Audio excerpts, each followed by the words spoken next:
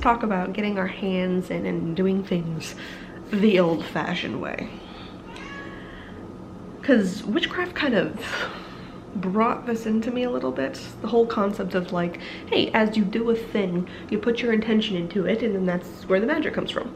Us, right? Yes, boo-boos. And there are a lot of things that flow through that, right? Like you hear all the time about these witches who, kitchen witches, do a lot of their own cooking at home, doing hand making clothing, stitching. You can stitch in spells and that type of thing. There's a lot of just, you know, home-based skills, techniques, stuff that you do that can be very easily turned into a spell. And in that, I found that that kind of slowly but surely opened me up to more of these things.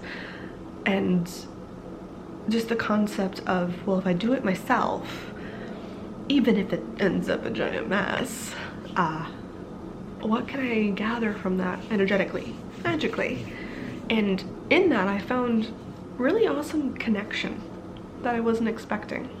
It's funny how I really don't look at a lot of flaws in a way when it comes to things.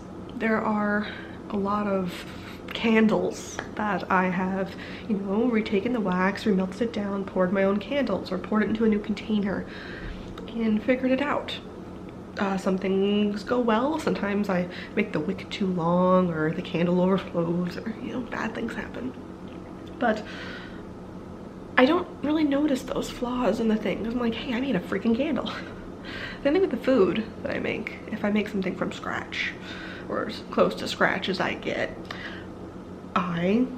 if it ends up tasting good, ooh, it doesn't matter how much it looks, right? Like sometimes if it tastes good, I'm like, yeah, I made this.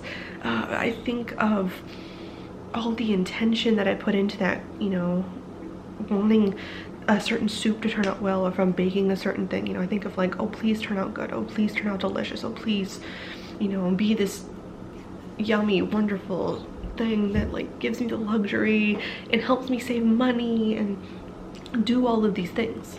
And slowly but surely in doing that, like there's the practical side of this, right? The logical side that says, yeah, saving a box, remelting it down, making your own candles definitely saves money instead of buying a new candle every single time.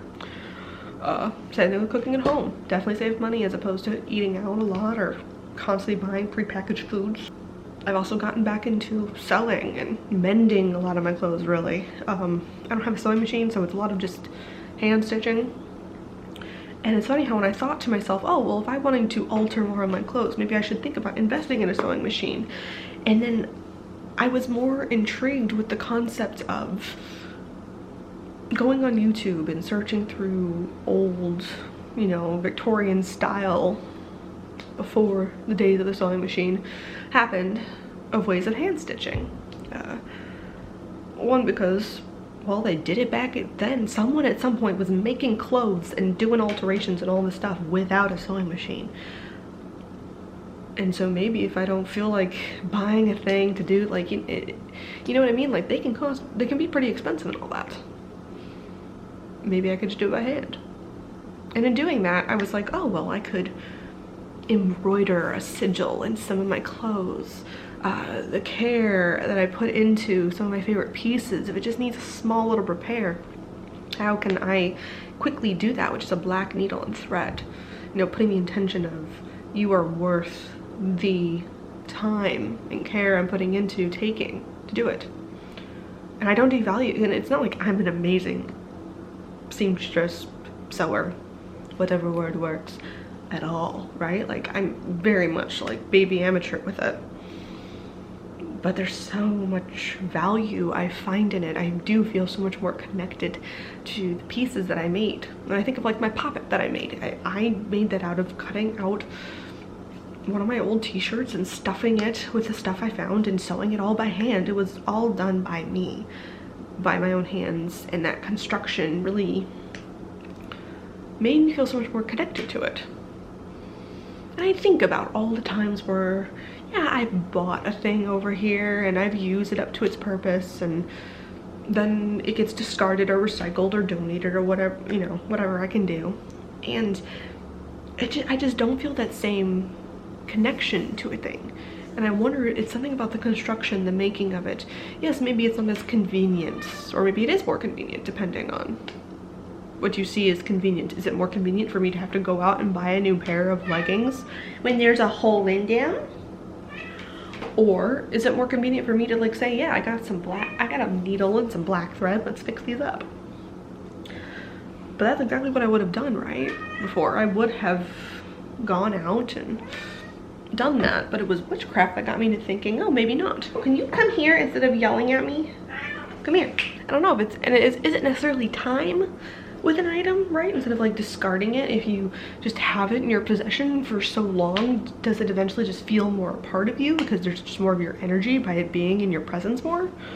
You know, do I feel more connected to things like coffee cups and items of clothing and pots that I use and utensils or whatever else because I made it, because I spent the time with it? Do I feel more attuned and connected to the food that I ingest because, well, I spent the time with the ingredients, I put it all together, I mix it up, I was putting intention to it, whether I was consciously acknowledging it or not in its creation. And I've gotten more and more interested in exploring the idea that I could, you know, get more hands-on with things in my life in general. I love the concept of reusing stuff, right? Like there's certain pieces of artwork that I had in my house that I'm like, oh, I could remake that, I could do that. Even if it didn't turn out all that good. It's interesting how when it comes to these basic at-home things, where in my art, I feel so confined by the idea of perfectionism, right? Like, and I thought for a long time, I was like, oh, because this matters so much to me. But these things matter, you know, food definitely matters to me. I love me some good cooked food. And yeah, my home matters to me. Like, it's not a degrading of them that they don't matter as much, which is why I'm willing to put my hands into it. If anything, the more I touch it, even though I can see the imperfections so clearly, they fall away and the item like levels up in its importance from me putting that intention into the items. And all of this came really from me exploring witchcraft. I have definitely previously looked into making more things at home, whether that's food, altering clothing, whatever. You know, I've tried to conserve, I've tried to, you know, be quote unquote more eco-friendly by reusing stuff and or save money, you know, be more financially responsible, whatever. You know, just be, in my mind, what I consider a more responsible human being, I guess, to some point. Those other reasons never really made me stick to doing it or maybe feel any sort of importance with the things. Like me repairing a piece of clothing was just like, great, now it just is ill-fitting too. I mean, it kind of works for my purposes, but whatever. Same thing with food. It was like, oh, I can learn to cook and I can get these things, but just so much easier. Just go down to that Thai food place that's right around the corner and order another takeout container. And it never stuck. And yet, even though I do still eat out frequently, and I definitely have been shopping, and the depth here was needed in a lot of ways for me to refill into so many objects, I realized that my curiosity for doing so many more things by hand really came when I was exploring witchcraft, because the idea of if my hands are touching it, if I am putting intention into the time into an item, you know, that is all pieces of a ritual that I could craft around it and turn it into a spell, a way of enacting my magic. The idea that all these very simple, mundane tasks can, through the things that used to be tedious to me, turn into a spiritual event. And that has really made me stick with a lot more of them too. And it's funny how those are the things that really seem to end up taking over my craft nowadays, I guess. Like making candles out of teacups that I have around, you know, reusing wax, using a wick and putting into a container I just had on hand. You know, there's a lot of intention. There are certain herbs put into this candle. That's another thing too. Like there's so much more customization you can do, right? I've dyed so many things and I'm like, you know what I would love if this is black or gray or just darker, you know? I talked about dyeing an altar cloth that I already had, a bedspread I already had. Now it's a little more matchy-matchy in my room, and it just felt like, oh yeah, I'm imbuing some more depth, some darker, moodier elements, energies into this for my bedroom. And it's the same thing when it comes to everything else I've mentioned before, right? It feels so much more imbuey, I guess. And that's where a lot of the spells come from, as opposed to like me sitting down and burning herbs at my desk or at my altar, you know, enacting spells in that way, you know, of looking into mirrors or using a lot of divination to do things, what have you. A lot of my day-to-day magic is turning into mixing really into the day-to-day stuff that I do in my life. The stitching of the legging is stitch integrity into every small thing. Daily task, more of a ritual base, right? I light a candle as I'm stitching things. I set up good music that puts me in a really great, yummy mood when I'm cooking. I take the time to do all of these things, and instead of ignoring and resenting the time in each step that the task takes, lean into it more. I actually spread it out. I give it the time, and in those little steps put more of my intention into my work. I don't think someone could really come into my house per se, in short of me reading some tarot or like them seeing my altar and realizing, oh hey, she's standing there over that table for a little bit longer than any other person would.